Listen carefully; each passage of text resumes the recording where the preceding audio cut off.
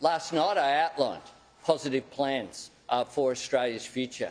Scott Morrison was left with just smears, scares and a smirk. That's all he's got after 3 terms of government, asking for another 3 years.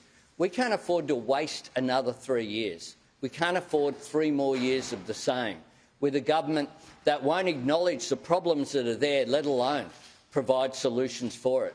This government thinks that people have got it easy. The truth is that they haven't. We are facing real challenges, and one of the challenges is how we become a smarter country, how we deal with education and training, and that's what today's announcement is about. And I'm very pleased to be here with Tanya Plibersek, the local member, as well as a mother here of a student at this school here, as well as our education spokesperson. The truth is that our teachers really stepped up during COVID. It was a really tough couple of years for teachers, for students, for parents. Teachers stepped up and did what they could to make sure that students weren't left behind. We have, of course, already previously announced at another school earlier on this year our plan to provide additional support for every school so that we can deal with the impact of the recovery from COVID, dealing with things like mental health, dealing with excursions, dealing with making sure that students can catch up on what they missed out on during COVID. But today's announcement is a really important one. It's about teacher quality.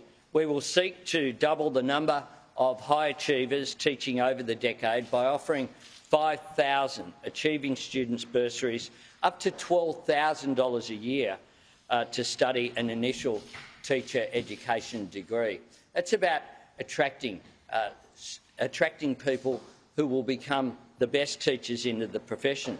In addition to that, I'm particularly attracted towards the High Achieving Teachers program, an additional 1,500 qualified professionals in other fields going in.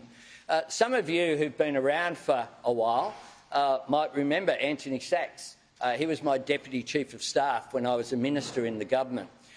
He, after that, he's my age, so he began becoming a teacher in his 50s. He went back to university to put back in to become a maths teacher, a high school maths teacher, and he's currently teaching at Christian Brothers at Lewisham. It's the sort of thing that we need to do. A good teacher changes lives. Here at this school, my favourite teacher in high school was a fellow called Paul Cheney. He was my economics teacher. He encouraged me to do economics at university.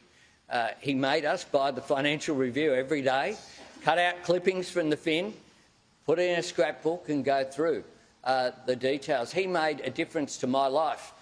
He also made a difference to someone who many of you would know as well. Paul Cleary was the year below me. Paul Cleary became, of course, a senior economics writer at the Herald and with Fairfax, it was called then, and he is another example. There were so many people at this school, students went on to do economics at university because of that teacher. A good teacher can make an enormous difference. Our plan here, costed at $146.5 million over the forward estimates, will make an enormous difference as well.